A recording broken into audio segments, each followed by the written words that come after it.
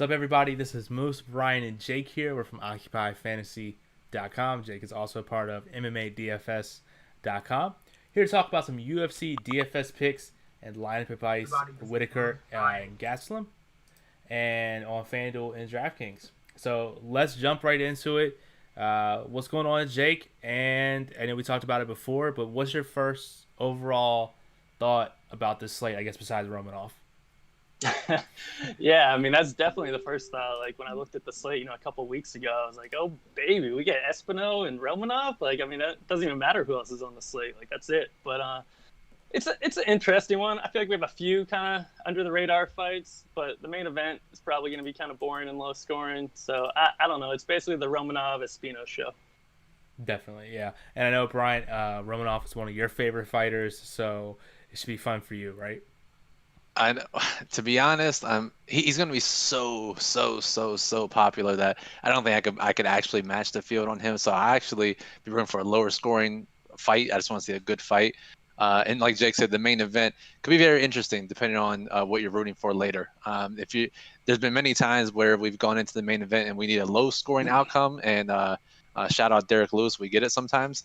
Other times we get some high scoring main events. So depending on if you're on or off that main event, you could be in store for a big score.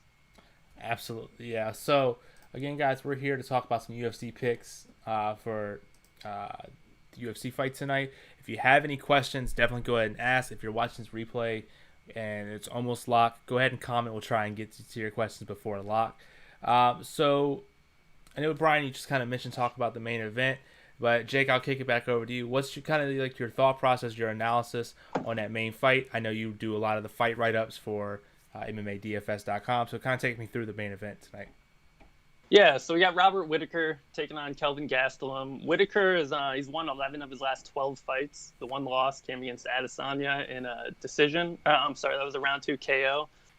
Gastelum actually faced Adesanya, and he took him to a decision his last 5-round fight that he lost.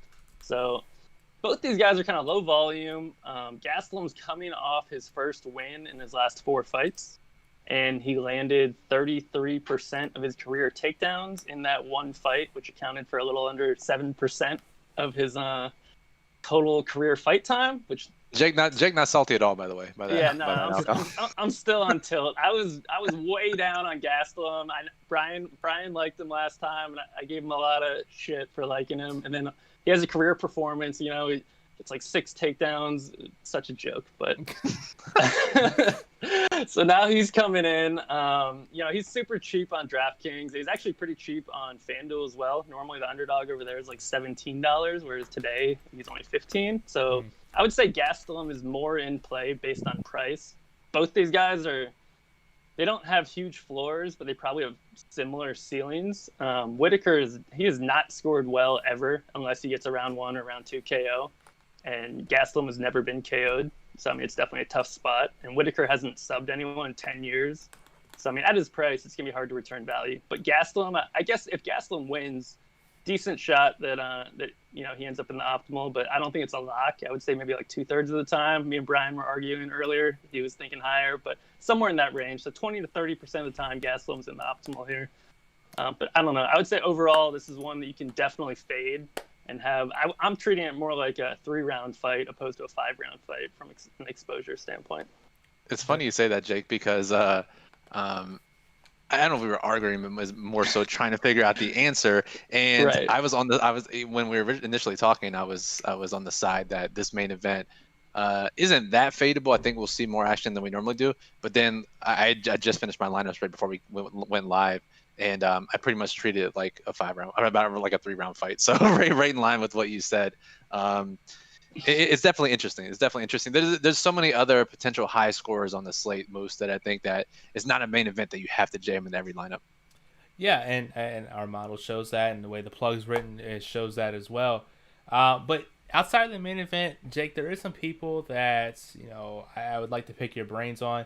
There's some newcomers. Dakota Bush is one that comes to mind. What's your thoughts about some of these newcomers, and how are you playing them?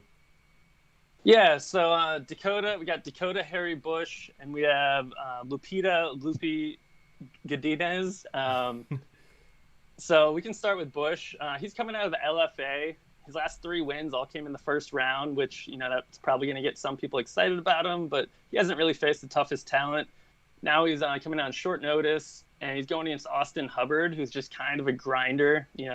Hubbard is coming off a round 1 submission loss, but it was against Selecki, and that's a tough fight right there. I don't think Hubbard's going to get subbed again in the first round. I mean, that'd be super surprising. He's faced some really good wrestlers and survived to see decisions, and even he got the round 2 KO win over Max Rosenkopf or whatever that quit after the second round. Anyways, I think Hubbard's going to grind this fight out. I don't see Bush ending him, so Bush is a round 1 submission or bust guy. I don't think he gets it. Tough spot for him. We've seen the line move in Hubbard's favor. I think Hubbard wins that fight. The other one's more interesting with Lupi Godinez. She's a really good boxer, and she can grapple, but it's all game plan specific, and I don't think she will here against Penne, who's a submission specialist. It would make no sense to take the fight to the ground. So I think it's going to be pure striking. I wish she was a little cheaper. She's really expensive, so it's going to be hard to hit her value purely on striking unless she gets a finish. So I think she kind of needs the finish here, and her odds are about 20% to get the finish, which is right around her projected ownership. So she shouldn't be over-owned, but she's not going to be super under-owned relative to her chances of returning value. But I like her. I mean, Penne, she's coming off a 4-year layoff, super long layoff. She's 0-3 in the UFC. She had probably the toughest way you could start the UFC, though. She had a title fight in her second career UFC fight after winning a split decision against Randa Marcos. So she got destroyed in the title fight, just absolutely mauled, knocked out in round 2. Then she faced Jessica Andrade. Same thing happened again. I feel like she was probably traumatized after those 2 beatings, definitely life-shortening beatings, split her face open. I mean, they were bad. And then she lost the decision against a step down in competition. Then she took 4 years off. So, I mean, we don't really know what to expect out of her. Maybe she comes back better. Maybe she comes back worse. I would say both sides of that fight have some upside, but it's also possible we see a decision win for Lupita that, scores 80 or 90 points. And Brian, I was going to ring you in on that. And so, as someone from your game theory perspective, your high risk perspective, how are you going to treat a fight like that where they haven't fought in 4 years? You have no idea what type of game plan they're going to use. How are you handling something like that in high risk contests? I mean, to me, it's the perfect type of fight to target for tournaments. Godinez, we always see the female fighters, because they have lowered knockout potential according to the betting markets, they always get lowered ownership as well.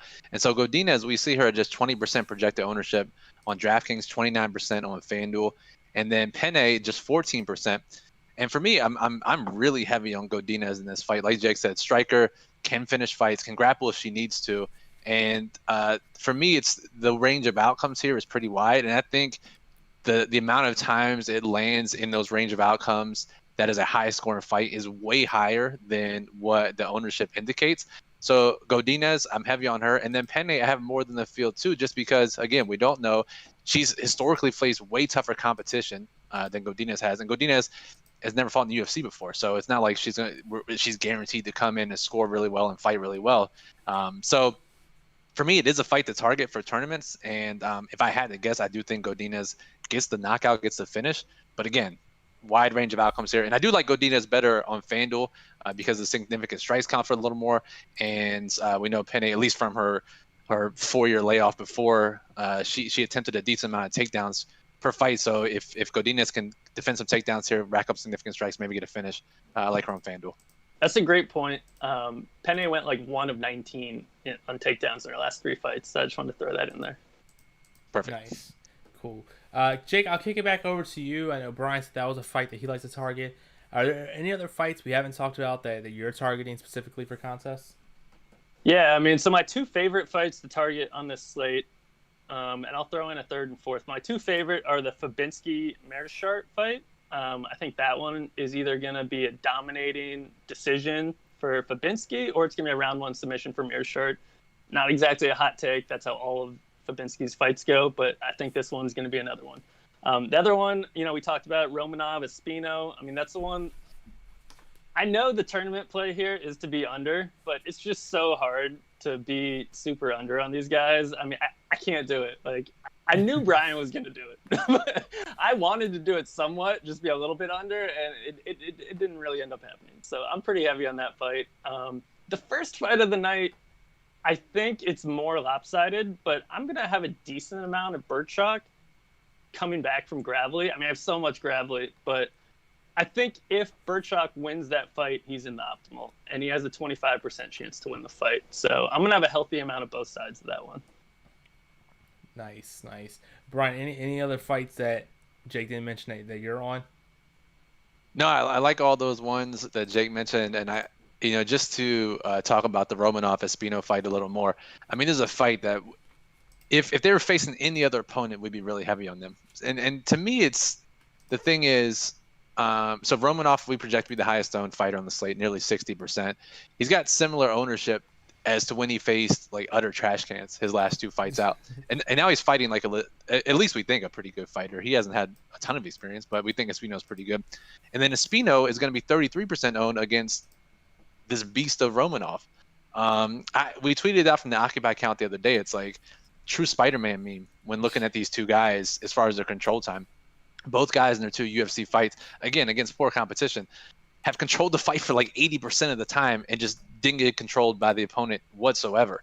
So it's kind of the immovable object meets the what is that? What is the saying? Unstoppable force. Yeah. It's unstoppable force, immovable object. Like what's gonna break here first? Bet is that Espino's gonna break and Romanov just overpowers him. But again, with both these guys having grappling backgrounds, maybe they stand up a little longer. Maybe they're able to neutralize each other on the ground. There's definitely ways that bust. And I think for tournaments, the right game theory play is to be under, even if it's not the play that we want to make as fans. Yeah. Exactly. Yeah. So it's going to be interesting about that fight. Jake, I'll kick it back to you. You do our DraftKings ownership.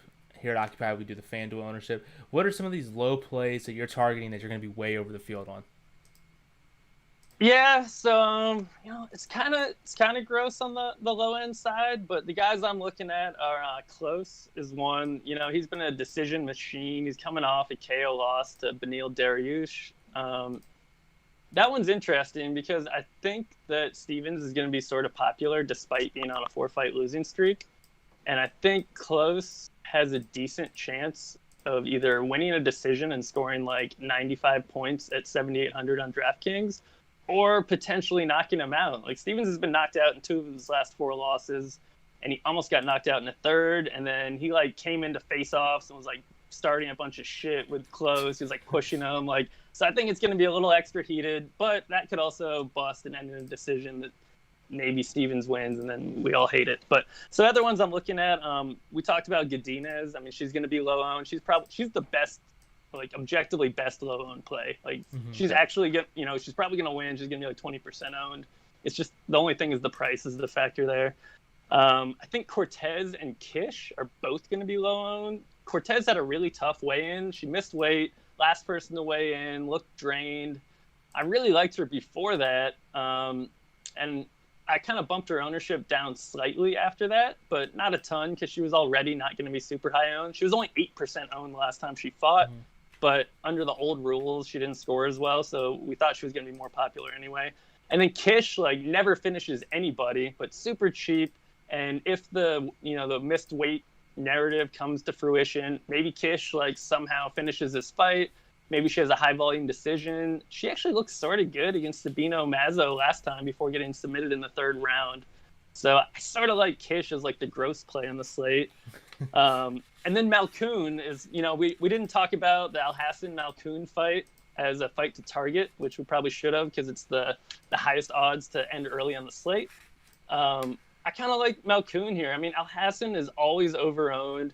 He hasn't won a fight in 3 years since he took that 2-year layoff. Now he's moving up to 185 pounds for the first time. The fight's super likely to end early. Malkoun he didn't do anything in his first fight. He got knocked out immediately, scored 0.0 points, 0 strikes, 0 takedowns. So he was a big donut on the stat sheet in DraftKings, which should keep his ownership down. He's super cheap. He's a salary saver. You know, he's got a 28% chance to win the fight, and the fight's the most likely to end early. I mean, you can kind of put those together. He's got a decent chance for a finish, high upside, 0-point floor, as we've seen.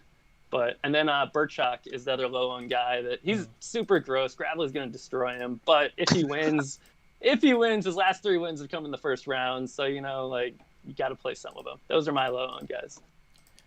I mean, I gotta say, Jake, like a lot of these low-owned plays have upside, and there's paths to victory. Whereas sometimes there's some of these slates where, like, God damn it, we have to choose 2 of these really bad low-owned fighters that just all go to decision. Like, at least, there's a lot of different upsides here in this lower range that I do like. And you mentioned Cortez.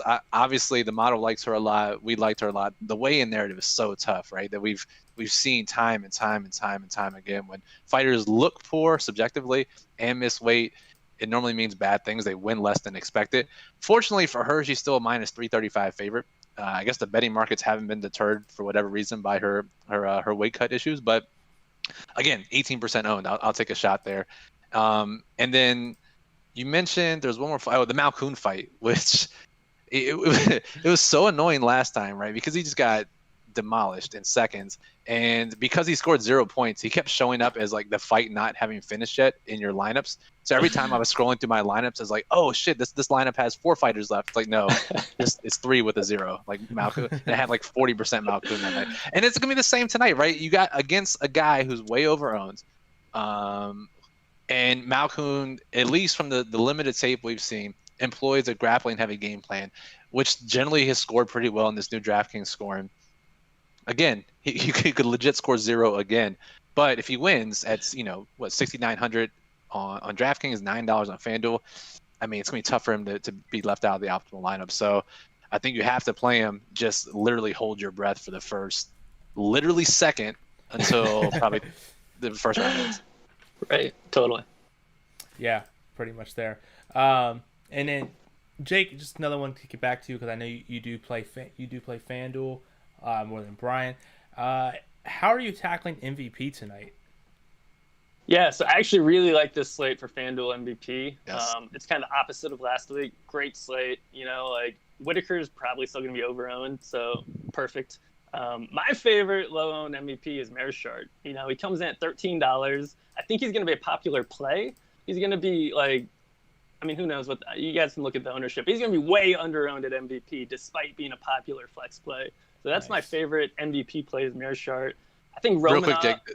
Real quick, Jake. So we got projected ownership. Mearshart 36% overall, but just 3% in the flex or in MVP. Sorry. Exactly. It's crazy because if he wins, he's going to score huge, and if he loses, then he kills your lineup whether he's in the MVP or flex. So people still don't get it on FanDuel. I don't know what they're thinking. Like if you play Mearshart, he should be in the majority of your MVP spots in the lineups he's in. And then Romanov always has a huge ceiling. Like he's going to be decently popular, but I think there's enough options on the slate. It's not going to be one of those like Romanov 30% MVP options. So I like him. The other options I'm looking at are Godinez. I mean, we talked about the takedowns defended. If she does get like a round 2 KO and like 8 takedowns defended and a ton of strikes, she's going to be great. And on FanDuel, they kind of emphasize significant striking more. And I think her strikes are all going to go down as significant. So she's a great FanDuel play. Espino, you know, if he wins, he's like $12. Is that right? He's going to be overowned in the flex. Another guy that's probably going to go underowned at MVP. I don't have ownership in front of me right now, but I'm guessing his MVP is probably a little bit lower. Like there's probably 35.5, similar to Mearshart. Right. Jake, it's funny because Romanov's going to be crazy popular on DraftKings, but just based on the pricing and all the other dynamics at play, we have Espino projected higher ownership than Romanov on FanDuel, which to me, especially if you're playing smaller type contests, we definitely expect Espino to be the most popular dog on both sites. Right. And especially on FanDuel, where Romanov's ownership's below 35% projected. Like, I mean, he's a great leverage play in small field contests and even in large field contests as well. But I think, Romanov, to me, is a much better play on FanDuel just based on the ownership dynamics. Right. And he should get some takedowns defended, too. Espino is a one-dimensional submission threat. So Romanov, like, if he wins, he's either going to get a super quick finish where he takes it down, or Espino's going to be shooting for takedowns, and he's going to get some takedowns defended. So I love him as MVP. I mean, always. But I think Gastelum is sort of interesting, just based on his price. Like, if he does win, I mean, it's probably going to be a round 1 or round 2 KO. He's only $15, so he'll probably be pretty low owned. And then the super gross options are Burchak and Malkoun on FanDuel as the super gross, super low owned MVPs.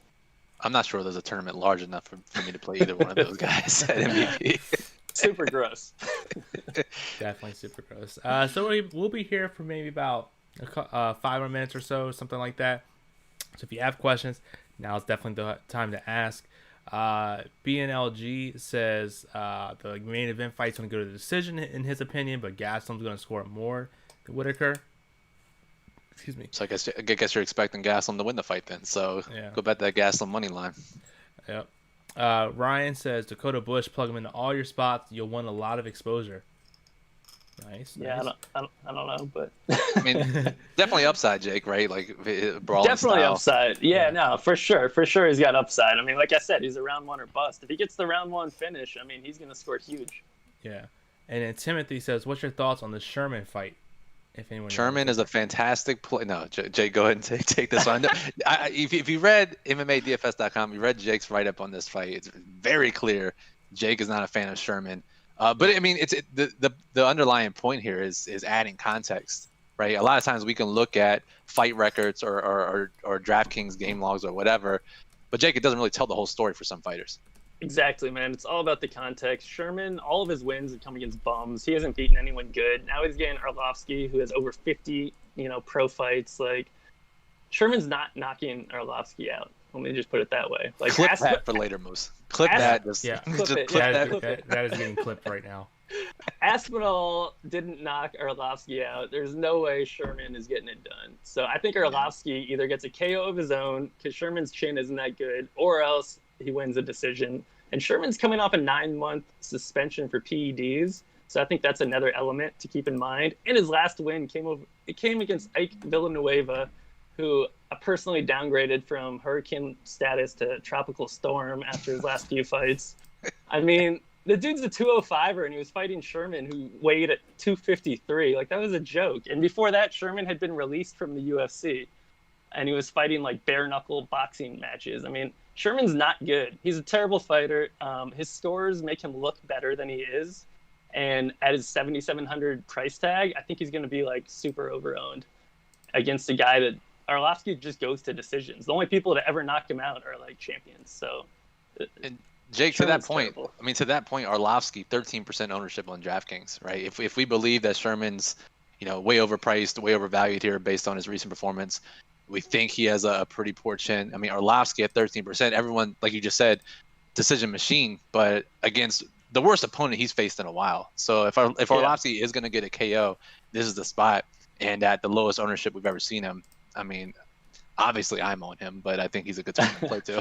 He is, man. I mean, like, he's got a 22% finishing chance, and we have him projected at 13% owned. So, I mean, that's the gap you want to see when you're playing guys in tournaments. But I still think it's more likely to go to a decision. But if he gets the KO, lock it in. Arlovsky is going to be in winning lineups.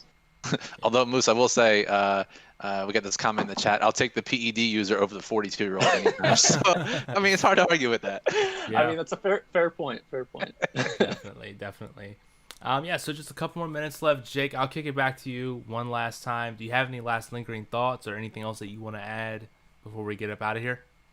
Yeah, so I was really disappointed that we lost the Nunes-Farron street fight. That would have been a good brawl. It would have looked like something at like 2 a.m. in a Wendy's with both ladies just like swinging at each other. It would have been awesome, and I'm really disappointed that Farron was 11 pounds overweight and we lose that fight. That's a lot of pounds overweight. Zero effort in trying to make weight. Cool. And then, Brian, do you have any last lingering thoughts to add? Yeah, to that point. So we started the week with 14 or 15 fights. We're down to 12, and 12 is kind of that sweet spot. Once we get 10 or below, we're starting to get really thin ownership condenses. Here, 12 is a good amount. You can still use most of the salary on DraftKings. Just make sure you get in those 2 low-owned plays in your tournament lineups. FanDuel, like Jake said a couple times, it's the perfect slate to play tournaments and get in lower owned MVPs.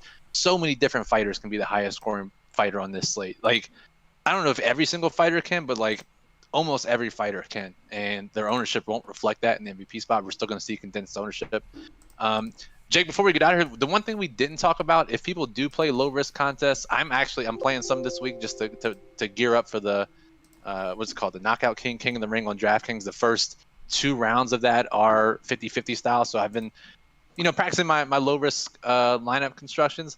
If people do play low risk for this slate, like we said, it's not your typical main event. I guess you still stack it, but I don't know. What are your thoughts? I guess so, man, just to get Gastelum in there, because you can't really just play Gastelum in cash. So I sort of feel like you kind of have to stack it in cash. But it's tough, man. The way the pricing is, especially after we lost those 2 fights, it's definitely tough in cash. It would have been a lot easier in cash if we still had some of those middle-priced fighters. But after losing 4 of those, you want to get in the expensive guys, but then that means you got to play some super cheap guys that are probably going to lose. So it's a super high variance week, which is going to make cash a little more all over the place. I mean, obviously everyone's playing with the same rules, so it's going to be tough on everyone. So you just got to hit your underdogs basically. Pick the right dog, and you can win in cash still. Yeah, Alcoon and Burchak it is then. And then last question here from Dick. He says, on FanDuel, Bush or Munoz? Jake, what do you think? It's a tough one. I would say probably Munoz. I don't know. I think that Bush has a higher ceiling, but I think that Munoz has a better chance to win slightly. But I don't know. I don't really love either guy, so we're splitting hairs there. Yeah, I would say, Dick, it depends on the contest you're playing. If you're playing small field, less than 100 people, and you're playing a low-owned MVP, you want to kind of maximize that win percentage. And Munoz is cheaper, but his money line's plus 120 compared to Bush's plus 150. But if you're playing, the big GPP, you're playing larger field contests, I think Bush does have the higher upside. So it depends on what you're playing. Right, Sure. Totally. Cool. Awesome. Well, Brian and Jake, thank you all for joining us. Again, if you like our work here, you like what you saw, definitely go ahead and hit that like button down below. And Christian actually says Cortez or Godinez, if anyone want to answer that. Godinez. Yeah, loopy for me too. Perfect. All right, perfect. So, definitely go ahead and hit the like button, subscribe, and bell notification if you want to be notified of any new videos or live streams that we do. If you want to go ahead and join our Discord, go ahead and hit that join button, give you access to Discord where you can talk to all of us, all the Occupy staff and members. Really, really awesome. If you want to read the daily plug written by Jake, occupyfantasy.com, so you can check that out. Also, check out Jake's site, MMADFS.com, where the free write-up across all the fights and includes the sheet, which is a fantastic resource. Absolutely fantastic. Go ahead and check that out. Guys, wait. Before we leave, we didn't do the parlay of the week. We can't get out of here without doing I was about to say that too. Come on, you guys quitting on me? No, we can't. We can't. You can't get out of the hole if you don't keep firing. Exactly. So we got. Yep. Cool. So, all right, Brian, if you want to, Brian, you want to go first? I was not prepared. So yeah, let me. Or Jake. Jake, do you have one in mind? I have 3 in mind. I was gonna let you guys go first. 90% to stall and buy some time, and I can throw mine out. No, I got it. I'm good. We'll do Loopy by KO. That's plus 460. So that'll be my pick. I figured that was gonna be your pick. Very clear who I like on the slate. Yeah. Cool. So, all right, I'll do Romanov in round 1. I like it. All right, I think those are high enough that I'm gonna give kind of a safer one because I had a high risk and a low risk. I'm gonna go Gravely inside the distance. Okay. Nice. I like these guys. Does anyone know what that would pay? Jake? See, Rome is plus 750 in round 1. Gravely is plus 110 to finish, and then Godinez is plus 460. So, the parlay of the week in the plug was with a lower odds bet, and that was like plus 6,000. So I imagine this is a little higher than that. Nice. Yeah, give me 1 second. I'll tell you what it is. Okay. All right, I think it's going to be about plus 9896. Moose, was yours Romanov round 1 win or round 1 KO? It's round 1 KO. Okay, yeah. Yeah, I think it's going to be like plus 9896 if my math's right. If we hit this, we're good for like 98 weeks. We got it. Come on, guys. $10 to win 1,000. Let's go. There we go. Let's do it. Perfect. So awesome. So again, until next time, Moose, Brian, and Jake, have a good night. Good luck.